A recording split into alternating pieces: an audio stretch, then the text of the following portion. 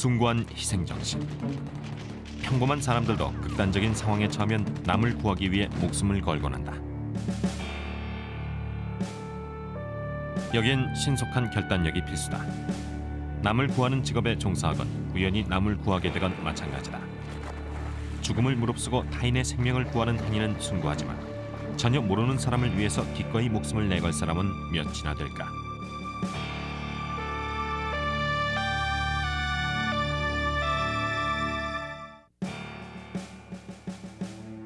직업상 늘 위험을 감수해야 하는 사람들은 위기의 순간에 과감히 남을 위해 희생할 수 있도록 강도 높은 훈련을 받는다. 이들은 세계에서 가장 강력한 임무를 그림자처럼 수행하고 있다. 공식 행사 때마다 경호를 담당하는 비밀 검찰국 요원들. 대통령을 지키는 유일한 방어벽은 바로 자신들이란 사실을 알고 있다. 그래서 더욱 강한 자신감과 열정을 발산한다. 1971년 일리노이 주립대학을 졸업한 팀 메카시는 비밀 검찰국 요원으로 발탁됐다. 얼마나 큰 위험을 감수해야 하는 직업인지는 메카시도 알고 있었다. 메카시는 업무에 적격이었다. 그의 아버지도 경찰이었다. 뽑혔다는 소식을 듣고 전율이 느껴졌죠. 꿈이 실현됐으니까요. 메카시는 비밀 검찰국 요원 양성소에서 업무에 필요한 정신교육과 기술 훈련을 받았다. 1972년 초 그는 고향인 시카고에 배치됐다. 그로부터 7년간 시카고 현장에서 비밀 검찰국 기본 업무인 화이트 칼라형 범죄 수사와 화폐 및 문서 위조 조사 업무를 담당했다. 1979년 30세의 메카시는 대통령 경호 특별요원으로 선발됐다. 물론 영광스러운 임무이긴 하나 그는 순간 가슴이 털썩 내려앉았다. 시카고를 떠나기 싫었고 경호보다는 범죄 수사를 선호했으니까요. 이유는 그게 답니다. 당시엔 꼭 경호를 하고 싶었던 것도 아니고 범죄 수사가 좋았어요. 그래서 현재 업무에 만족하는데 왜 옮기냐고 반문했죠. 대통령 경호원이 된다는 건 언제 어디서 닥칠지 모르는 위험 속에서 살아야 한다는 의미니까요. 경호원들은 엘리트들로 구성되어 있고 박진감 넘치는 업무에 종사한다. 그러나 메카시는 업무의 위험성을 알기에 어떻게든 시간을 끌어보려 했다. 한동안 무작정 버텨보기도 하고 온갖 노력을 다 해봤습니다. 심지어 비밀 검찰국을 그만둘까도 생각해봤죠. 그러나 메카시는 결국 7년간의 수사요원 생활을 접고 지미 카터 대통령의 경호원으로 들어가게 된다. 메카시는 부인과 두 자녀와 함께 워싱턴으로 거처를 옮겼다. 그리고는 차츰 마음의 안정을 찾았다. 워싱턴에 도착해서 백악관의 대통령 경호실로 들어갔습니다. 브리핑이 있을 때까지 앉아서 기다리는데 각오가 새롭더군요. 책임감이 느껴졌고 비로소 제가 대통령 경호원이라는 자각이 생겼습니다. 경호실에 들어간 바로 그날부터 저의 시각은 전적으로 달라지게 됐습니다. 카터 대통령을 경호했던 2년간은 별다른 사고가 없었다. 메카시는 레이건 대통령이 집권한 후에도 경호실에서 근무했다. 1981년 3월 30일엔 비가 내렸다. 취임 2개월째에 접어든 레이건 대통령의 오후 일정에 대비해 백악관에선 오전에 열린 안보 브리핑에 메카시도 참석했다.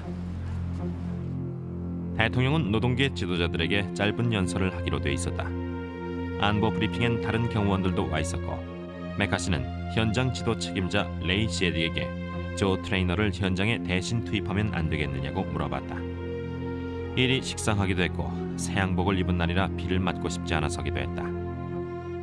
저희가 타는 차는 구조상 비가 들이치게 되어 있거든요.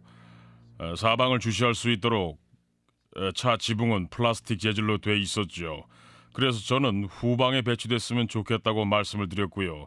하지만 책임자는 저랑 조 트레이너에게 동전 던지기로 결정을 내리라고 했고 그 결과 제가 져서 워싱턴 힐튼 호텔로 가게 됐죠.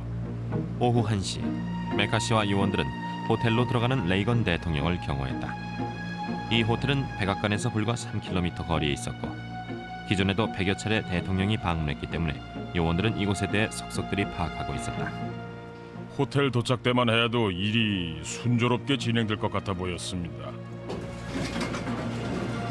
연설이 끝나자 경호원들은 사방으로 흩어져 대통령을 호위하며 호텔 복도를 지났다. 오후 2시 27분 호텔을 빠져나가 대통령 전용차를 향해 15m쯤 걸어가는 도중에도 환영 인파를 차단해야 했다. 소위 통제선을 넘지 못하게 하는 것이다. 대통령과 시민들 간의 거리가 가까워짐에 따라 환호성도 점차 높아졌죠. 카카 카카 하면서 환영했는데 경험상 그건 전혀 걱정할 수준이 아니었어요. 메카시는 대통령을 호송 차량 행렬적으로 인도했다. 주위를 둘러보며 혹시 무장한 사람이 있는지도 확인했다. 그는 시민들과 대통령을 번갈아가며 주시했다. 그러나 바로 뒤에 정신 이상자인 존 힌클리가 서 있을 줄이야. 그는 이구경 권총을 숨기고 있었다. 대통령이 시민들에게 손을 흔들자 힌클리가 인파를 뚫고 전진하며 총을 뽑았다.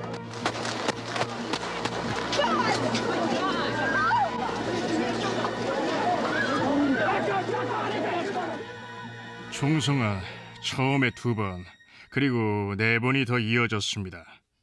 5초 이내에 총성이 멈췄죠. 정말 순식간이었어요. 처음 총성이 울렸을 때 분명 총알이 발사됐다는 건 확실한데 정확한 발사 지점이 어딘지는 몰랐죠. 하지만 어느 근방인지는 직감했습니다. 메카시는 당시 상황이 슬로우 모션 같았다고 한다. 남자가 접근했고 총구에선 연기가 솟아올랐다. 슬로우 모션처럼 펼쳐졌다고는 하지만 기관총을 난사하는 것 같았죠. 너무 빨라서 총탄이 저를 스친 것도 몰랐고 처음 2발은 제 앞에 있던 사람에게 명중했죠. 그래서 총알이 스친 것도 못 느꼈을 수도 있고요. 첫 번째 총탄은 백악관 대변인 짐 브래디의 이마에 명중했다. 두 번째 총탄은 경찰관 톰 델라헨티의 목에 맞았다.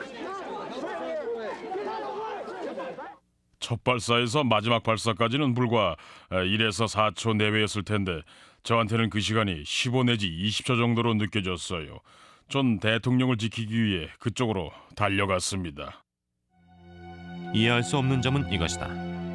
메카시는 존 힌클리의 총을 일부러 맞으려는 듯 행동했다. 세 번째 총탄은 메카시의 가슴에 명중했고 메카시는 충격으로 몸이 공중에 떠올랐다. 파르 요원은 메카시를 방패로 삼아 대통령을 지켜냈다. 메카시가 없었더라면 저나 대통령이 맞았겠죠.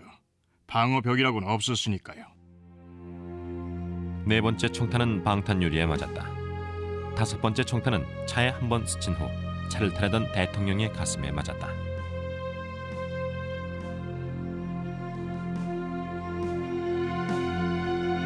요원들은 힌클리를 덮쳤고 여섯 번째 총탄은 건너편 건물로 날아갔다. 대통령 호송 차량은 현장을 떠났다. 창문에 새겨진 총탄의 흔적을 봤죠. 총에 맞고 쓰러진 3명을 저희가 옮겼는데 그 기억이 너무나 생생하군요. 길에 쓰러진 3명 중엔 메카시도 있었다. 가슴에 맞은 탄원은 그의 몸 안에 파고들어 갈비뼈를 스치고 폐와 간을 관통한 후 척추 하단에 꽂혔다. 놀랍게도 메카시는 임무를 계속 수행했다. 쓰러진 상황에서도 무전기는 계속 켜놨죠. 의식은 멀쩡했고 어떤 상황인지 알 수 있었습니다. 대통령 전용차는 백악관으로 갔다고 했어요. 그때 대통령은 무사할이라는 걸 직감했죠. 우리가 이겼다, 해냈어, 이런 생각이 들었죠. 그러나 무수한 것만은 아니었다.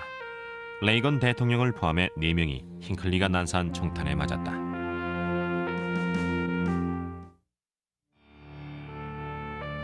(1981년 3월에) 비오는 날 비밀 검찰국 요원 팀 메카시는 레이건 대통령의 생명을 구했다.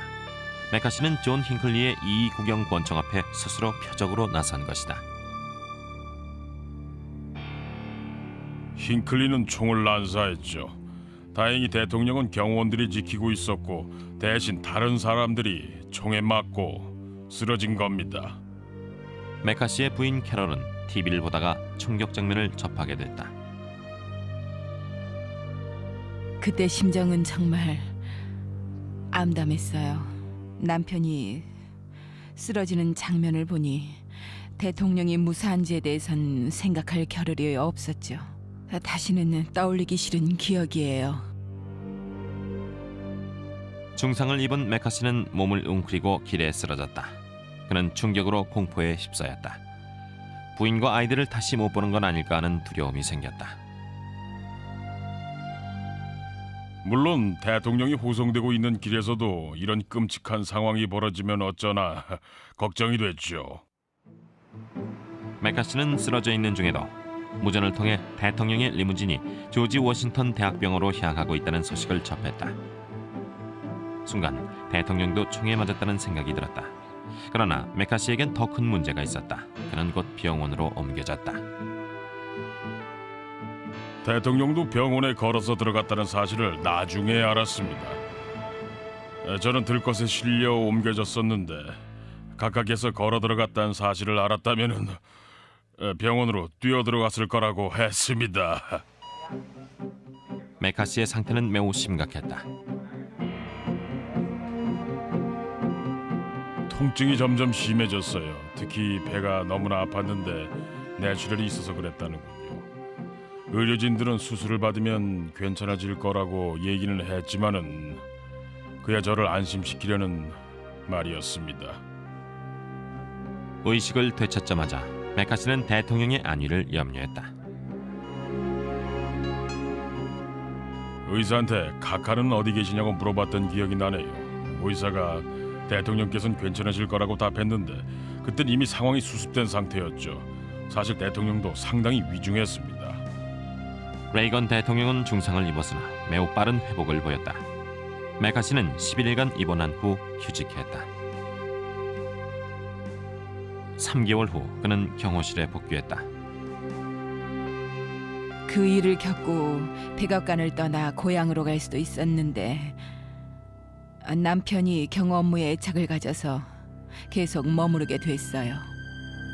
메카시와 요원들은 비밀 검찰국으로부터 표창을 받았다.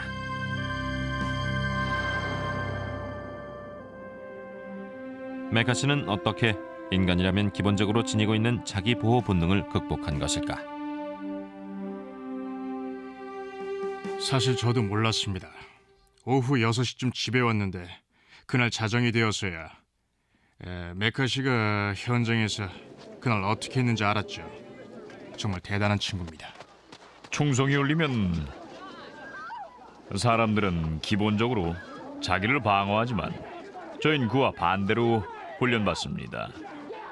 총소리가 나면 일단 보호해야 할 인물의 안전을 위해서 행동하지요. 공격의 위험이 없는 곳을 찾아내서 보호 대상을 신속히 안전한 곳으로 대피시킵니다. 비밀 검찰국 경호원 훈련의 핵심은 원칙대로 행동한다는 것이다. 이런 훈련을 통해 요원들은 대통령을 위협하는 요소를 감지하면 배운 대로 즉각 행동에 옮긴다. 가장 가까이에 있는 요원이 대통령을 지키는 1차 책임자가 된다. 자신을 희생시켜서라도 지켜야 하는 것이다.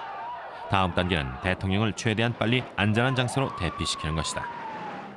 엄호하고 대피한다는 원칙이 말이야 쉽죠. 말 그대로 행하면 될 것 같지만 실제 상황에서는 정말 그 원칙을 지키기가 어렵습니다. 공격자가 눈앞에 버티고 있는데 자기 목숨을 내걸기란 쉽지 않죠.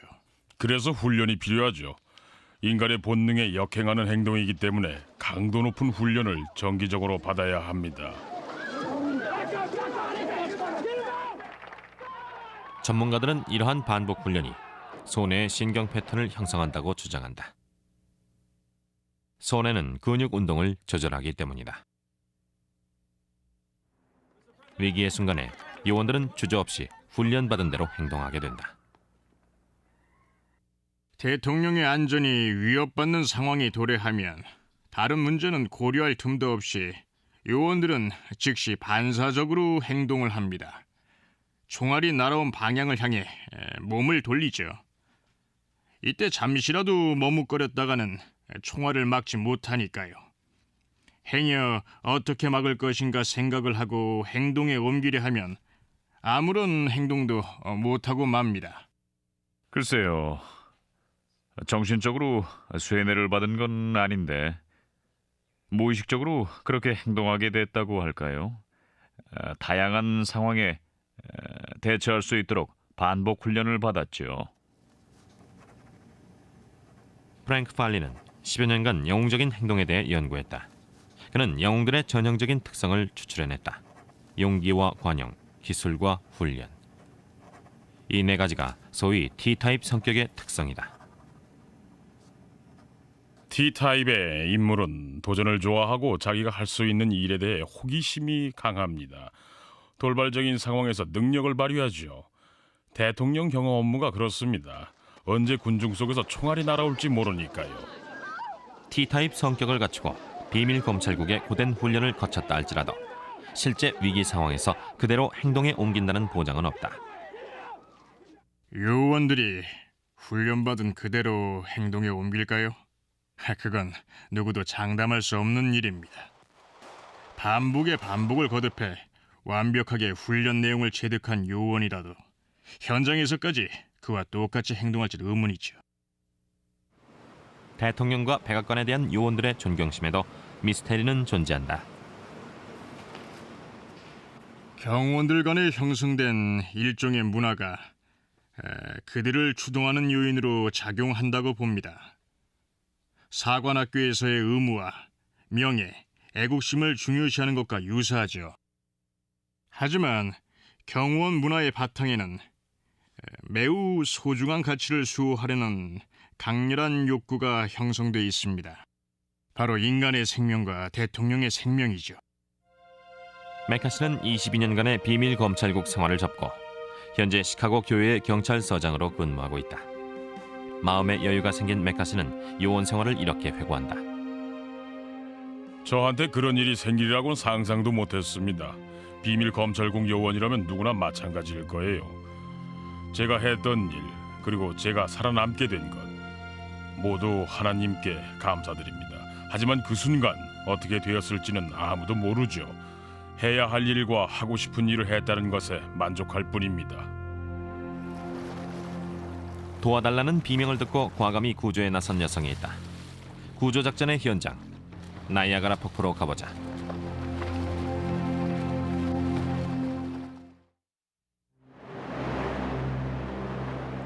대부분의 사람들은 위험에 어떻게 대처해야 하는지 잘 모르지만 목숨을 내건 희생을 감행하기도 한다. 이는 순전히 우연한 동기에서 비롯된 것이다.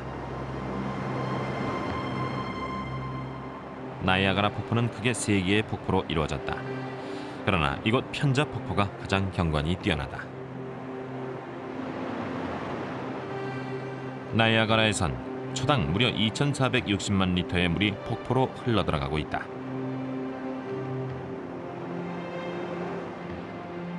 사람들은 이곳에서 자연의 힘에 압도된다.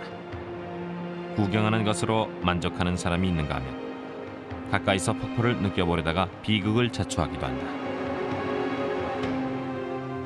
1992년 8월 캐린 슐라커터는 오하이오주의 클리블랜드에 있는 집에서 출발해 이 폭포에 왔다. 특수학교 교사인 그녀는 개학을 앞두고 뒤늦게나마 여름 휴가를 즐기기 위해 이곳을 찾았다. 나야가라 폭포는 여름이 성수기죠. 전에도 몇 차례 왔는데 너무나 좋아서 또 찾게 됐어요. 강변에 자전거 도로가 있어서 자전거를 타며 경치를 구경할 수도 있고요. 캐리는 사흘간 자전거를 타고 야영을 하면서 휴가를 즐겼다.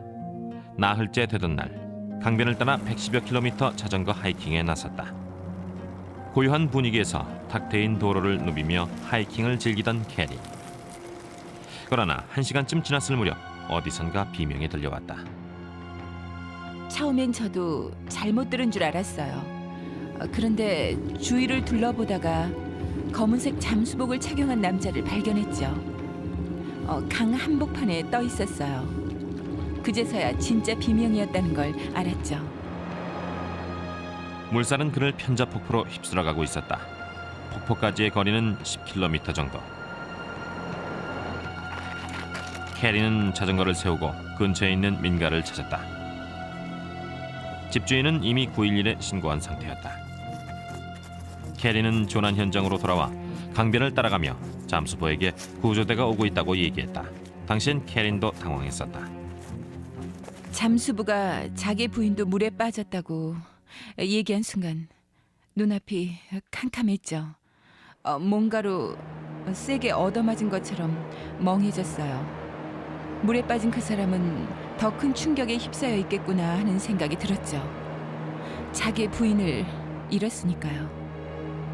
겁에 질린 남자의 목소리는 캐린에게 결단을 촉구하는 듯했고 캐린은 마침내 자신이 해야 할 일을 하기로 했다. 물에 뛰어들어가서 그 사람 손을 잡고 구조대가 오니 염려 말라고 얘기해주고 싶었어요.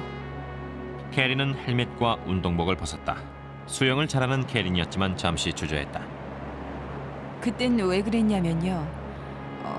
까딱 잘못하다간 제가 죽을지도 모르잖아요. 속으로 이런 생각도 들었죠. 들어가면 안 돼. 지금 상황은 어쩔 수 없어. 그러나 캐린은 목숨을 걸고 강물로 발걸음을 옮겼다. 점점 깊은 곳으로 들어가자 물살이 너무나 세차서 캐린은 당황했다. 그럴 줄 몰랐거든요. 강변에서 보기엔 너무나 잔잔했는데 물살이 그렇게 셀 줄이야. 강기슭을 따라 뛰어가면서 잠수부를 안심시키던 때만 해도 물속이 그런 상황인 줄은 몰랐어요. 몰랐던 게 오히려 다행이었죠. 일단 들어가서 수영을 하니까 정말 물살이 빠르다는 게 느껴졌어요. 급한 물살은 캐린을 매초 70여 센티미터씩 폭포 쪽으로 내몰았다. 물살을 거슬러 나아가면서 캐린은 잠수부가 있는 곳까지의 거리를 가늠했다. 일단 물에 빠진 사람 쪽으로 가면 제가 그 사람을 데리고 무사히 나갈 수 있을 것 같았어요. 캐린은 잠수부에게 다가가며 큰 소리로 외쳤다. 그러나 그는 아무런 대답이 없었다. 하지만 캐린의 노력은 마침내 잠수부의 시선을 끌었다. 그 사람은 제가 겨우 1m 전방에 있는데도 절 못 봤어요. 그래서 소리를 질렀더니 제가 오고 있다는 걸 가까스로 알아차렸죠. 캐린은 간격을 좁히며 이 낯선 남자를 향해 손을 뻗었다. 잠수부는 캐린의 손을 잡았다. 그러나 남자는 자포자기한 상태였다. 캐린은 그를 구조하기 위해 목숨을 걸었다. 그러나 장비 때문에 잠수부의 무게는 130kg 이상이나 됐고 그로 인해 물에 떠있기가 쉽지 않았다. 캐린은 그를 이끌고 강기슭을 향해 헤엄치기 시작했다. 이름을 알고 싶었어요. 다친 데는 없는지 물어보고 싶었는데 대답이 없었고 자기 부인의 입술이 새파랗게 질렸다는 얘기만 반복했어요. 이 사람을 살리려면 그런 두려운 생각부터 떨쳐버리도록 도와줘야 했죠. 캐린은 강기슭까지 거의 다 왔다고 말해줬다. 사실은 그렇지 않았는데도 말이다. 캐린은 그를 집중시키고 불안을 가라앉히기 위해 발장구를 쳐보라고 했다. 사실 막막하기는 캐린도 마찬가지였다. 물살과 맞서 싸운 지 15분, 드디어 강변에 가까워지기 시작했다. 강변엔 사람들이 모여 있었고 캐린과 잠수부를 촬영하는 사람도 있었다. 제 심정이 어땠겠어요? 이걸 촬영해서 돈 벌 생각이나 하지 말고 제발 도와줄 생각을 좀 하지. 인간 사슬을 만들든가 보트를 찾아보든가 뭐 도움되는 일을 좀 하라고요. 그러나 캐린과 잠수부를 도와주려고 나서는 이는 아무도 없었다. 하지만 이들을 향해 다가오는 사람이 있었다. 구조대보다 먼저 현장에 도착한 의용 소방대원이었는데 그는 캐린이 처음 물에 들어간 지점에서부터 잠수부를 이끌고 물 밖으로 데리고 나왔다.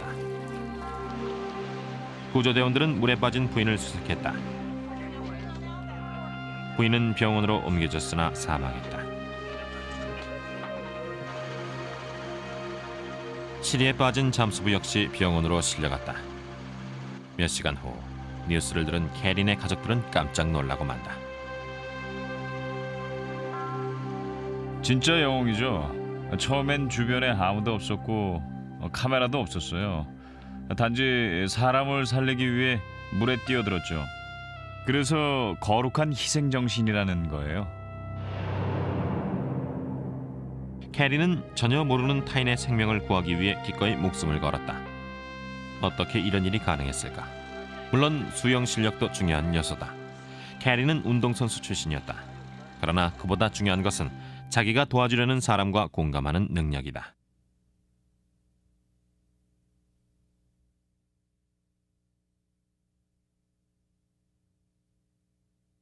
직접 알지 못하는 사람이어도 상관없습니다. 중요한 건 인간이라는 공감대, 즉 사람으로서 타인에 대해 느끼는 책임감만으로 충분합니다. 이런 공감대는 종종 가정에서 배우게 된다. 캐린의 부모는 사회복지사였다. 이들은 딸에게 남을 돕는 마음을 길러주었다. 이런 얘기를 들었어요. 알지도 못하고 아무 관련도 없는 사람인데 왜 도와줬느냐고요. 하지만 제 생각은 달라요. 생명이 걸린 문제니까요. 잠수부의 생명도 제 생명만큼이나 귀중하고 제가 도와주지 않았다면 어떻게 됐겠어요? 저도 그 사람을 돕지 않았다면 그 일이 평생 마음의 짐으로 남았겠죠. 캐린에겐 가정에서 배운 공감대 못지않게 양심의 가책도 커다란 추동력이 됐다. 전문가조차 그녀의 행동에 의아해 한다. 이해가 안 되는 부분이 있습니다. 캐린이 잠수부에게 구원의 손길을 내뻗은 건 단순히 위험 속에서 그를 구출하려는 행동과는 달라요. 물에 빠진 사람을 구조한 차원이 아니라 모성애의 본능 혹은 부모가 자식에게 품는 애정이 발현됐다고나 할까요? 캐리는 그 사람에게 위안을 주고 싶어 했지요. 마치 오래전부터 그런 상황에서 어떻게 해야 할지 알고 있는 것 같았어요. 뭔가가 저를 그렇게 이끌었죠. 제 마음속의 외침이었을 수도 있고 잘은 모르겠네요. 이제 5명의 군인을 구출해낸 젊은 병사의 얘기를 들어보자. 그는 수류탄에 몸을 던져 다른 사람들의 생명을 구했다.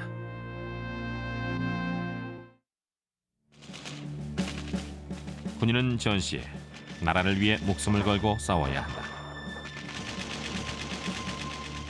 위기 일발의 순간에서 영웅적인 희생정신을 발휘해 동료들의 목숨까지 구한 병사가 있다. 1950년 6월 25일 북한은 38선을 넘어 남한을 침략했다. 미국은 무기를 사용하지 않는다는 냉전 체제의 불문율을 깨고 공산주의에 반대 한국전을 지원하기 시작했다. 한국전 기간에 파병된 미군은 500만 명 이상이다. 당시 20세의 청년 밥 시마네크는 디트로이트의 식료품 상점 점원이었다. 그는 입대 통지서를 받고 해병대에 입대하기로 결심한다. 시마네크는 1951년 훈련소로 이동했다. 군인들에겐 다음 목적지가 어디인지를 알려주지 않는 것이 관행이다. 그러나 시마네크는 목적지가 한국임을 알고 있었다.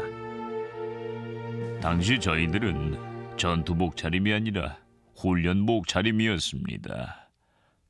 그래서 한국에서는 전투복을 입을 필요가 없는 줄 알았죠. 시마네크 상병은 1952년 봄 서울 북단 48km 지점에 위치한 판문점에 도착한 후 전방으로 배치됐다. 조던기지를 기습하는 적군 때문에 시마네크와 그의 동료들은 잠도 못 자고 적과 맞서 싸웠다. 밤마다 수백 발의 박격포가 발사되는 소리가 들려왔어요. 총성이 멎으면 그 다음엔 어떤 일이 터질지를 경계해야 해요. 적에게 포위된 적도 자주 있었고 저희보다 훨씬 많은 적군을 물리쳐야 했던 게 다반사였습니다. 적군이 늘 많았고 늘 우리를 포위했죠. 5달 후 시마네크는 부대와 사령부의 교신을 담당하는 통신병이 됐다. 하지만 이 일도 위험하기는 마찬가지였다. 시마네크의 용기를 시험할 시간이 다가오고 있었다.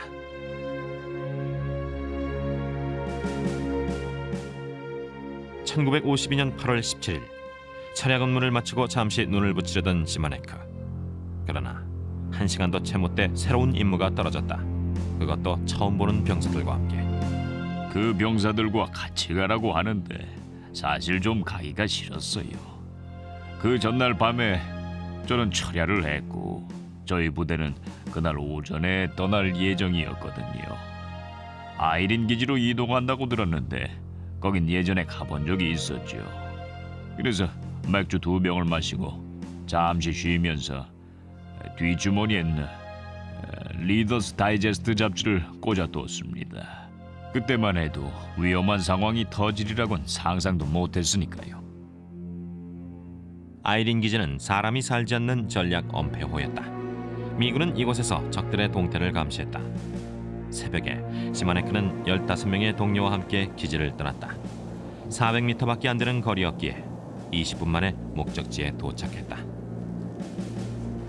이들은 향후 12시간 동안 적군을 감시하기로 했다. 감시는 너무 따분해서 병사들은 종종 방심하기도 한다. 대부분의 경우는 병사 한두를 기지에 보내서 감시를 하게 하는데 그때는 왜 그랬는지 그렇게 하지 않았죠. 그래서 우리는 별다른 관찰이나 경계 없이 전원 나란히 걸어서 나아갔습니다.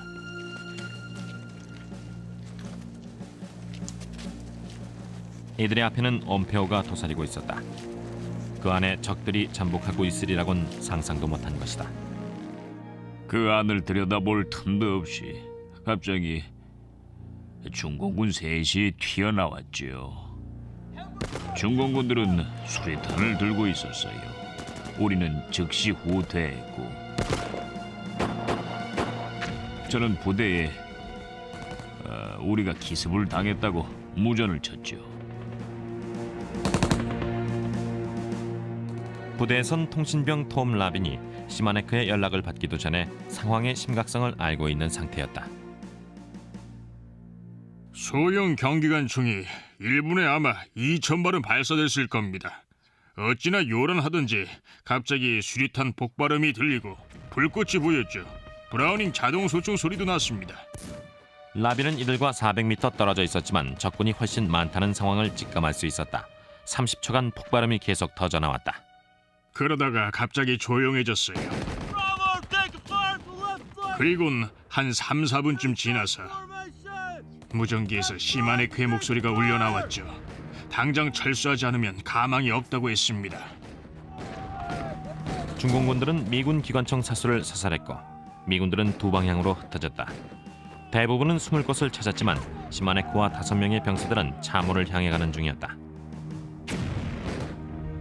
미 해병들은 포위됐다.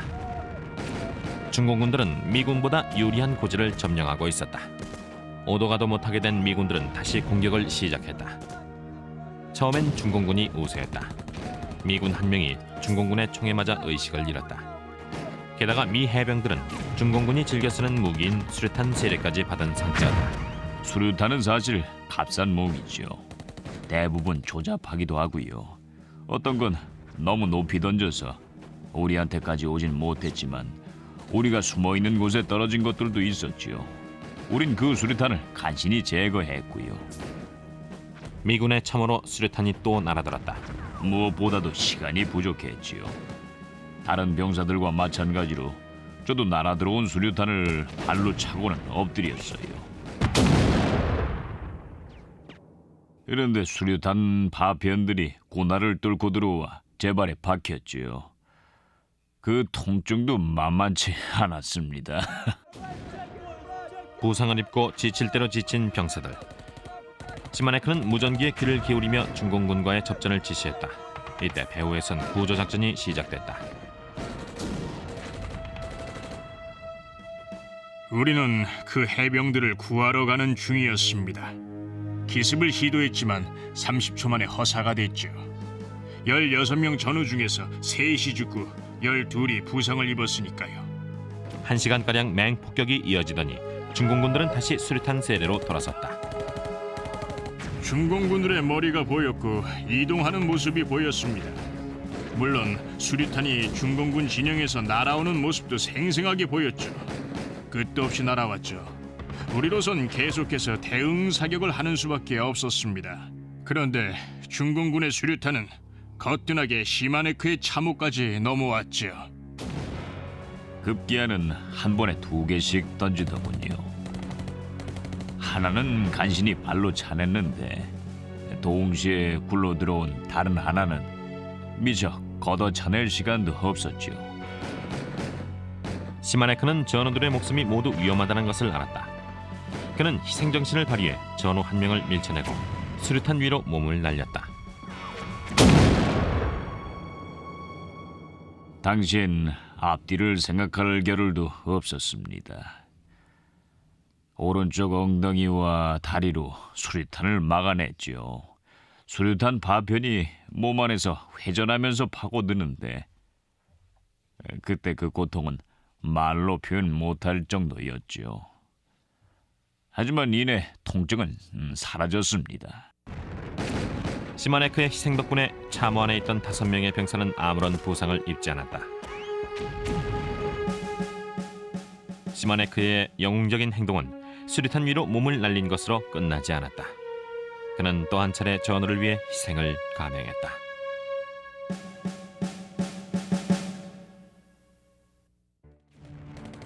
한국전이 종반으로 치닫던 1952년, 해병대 상병 시마네크는 결정적인 순간을 맞이한다. 8월 17일, 시마네크는 5명의 다른 해병들과 함께 참호에 숨어 있었다. 수류탄이 자신과 다른 병사들 사이에 떨어졌을 때 그는 몸으로 수류탄을 막아내 5명의 전우의 부상과 죽음을 막았다. 제가 어떤 행동을 했는지는 제 뒤에 있던 친구가 제게 알려줬죠. 그 친구는 정말 저한테 고마워했어요. 중상을 입었음에도 불구하고 시마네크는 무전기에 귀를 기울였고 적의 엄폐호의 탱크 공격을 지시했다. 이 공격의 성공으로 이들은 탈출 기회를 얻는다. 2명의 병사는 의식을 잃은 한 해병을 들고 참호를 빠져나왔다. 나머지 2병사는 시마네크를 구축하려 했으나 그때 미군 탱크의 공격 방향이 이들의 진로와 맞물려 병사들은 사방으로 흩어졌다. 이들은 무사히 후퇴하지 못할지도 모른다는 사실을 깨달았다. 저는 서로의 안전을 위해서 전우들에게 먼저 가라고 했습니다.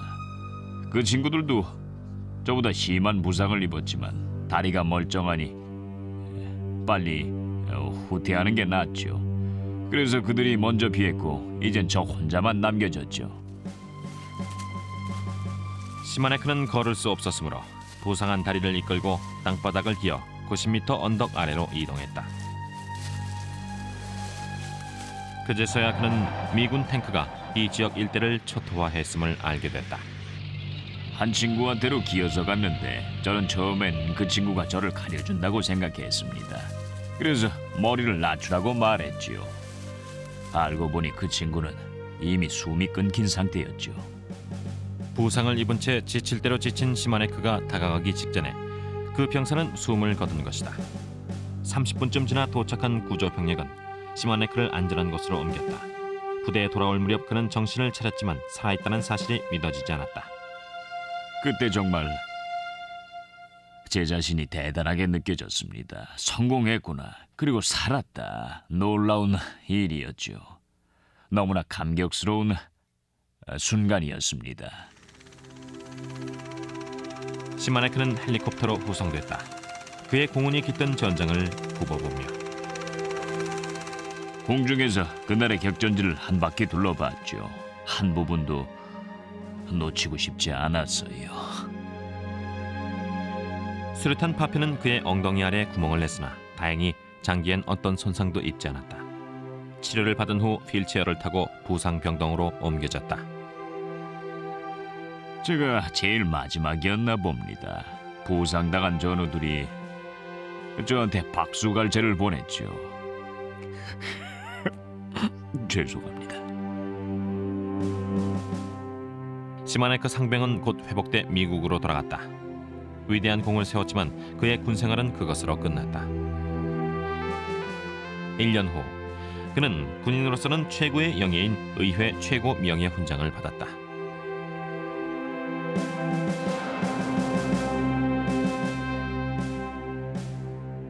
남을 위해 목숨을 내건 22살의 젊은 군인.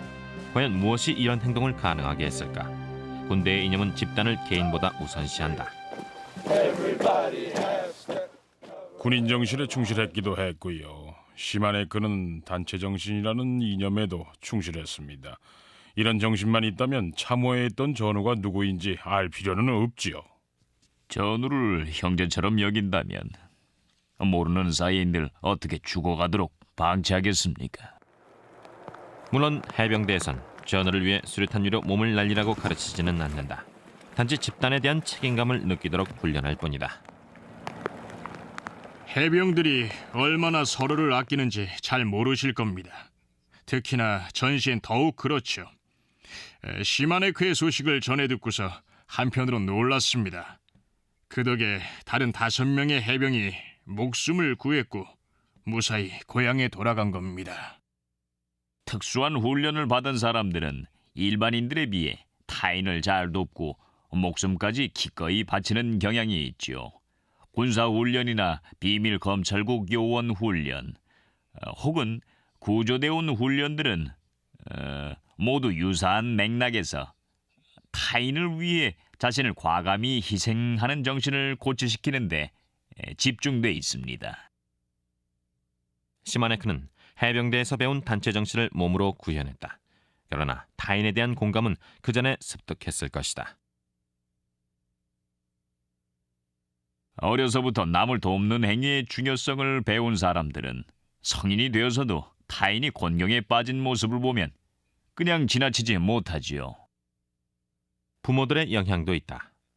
그러나 극단적인 희생 행위는 소위 분열이란 현상으로 설명할 수 있다. 위급 사태가 발생하면은 당연히 자신의 생명도 위태롭다는 것을 직감하게 되지요. 하지만 분열 현상이 일어나면 두려움이나 고통은 사라지고 오로지 주어진 목표를 달성하고자 하는 일념으로 영웅적인 행동에 집중하게 됩니다. 생명의 위협을 느끼게 되면 인간의 뇌에서는 공포와 고통을 완화하는 화학물질이 분비된다. 동시에 뇌의 안화 전두엽 피질에서는 신체의 행동을 지시하게 된다. 인간의 두뇌에서는 윤리의식이나 영웅적인 행동을 개념화하지요.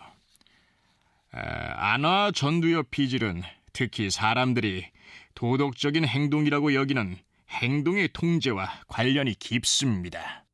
이는 인간이라면 모두 공통된 특징일 것이다. 그러나 위기의 상황에서 왜 특정한 사람만 영웅적인 행동을 하게 될까? 물론 우리는 모두 같은 인간입니다. 따라서 위험 앞에서는 어느 정도는 공통적인 반응을 보이죠. 하지만 그 정도는 상당히 다르게 나타나는데 개인마다 유전적인 차이가 존재하기 때문입니다. 개인적인 반응의 차이는 유전자 안에 암호화되어 있는지도 모른다. 영웅적인 자질은 유전학에서 가장 연구가 안 돼 있는 분야이기도 하다. 그러나 누가 영웅이 될지는 유전적으로 어느 정도는 결정돼 있다고 한다.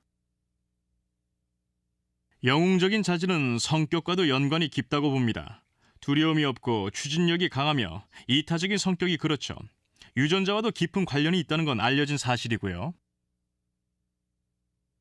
여러 가지 요소가 복합적으로 작용했을 수도 있다. 유전적 요인과 생물학적 요인. 성격과 학습을 통해 익힌 행동이 영웅적인 희생을 결정하는 것이다.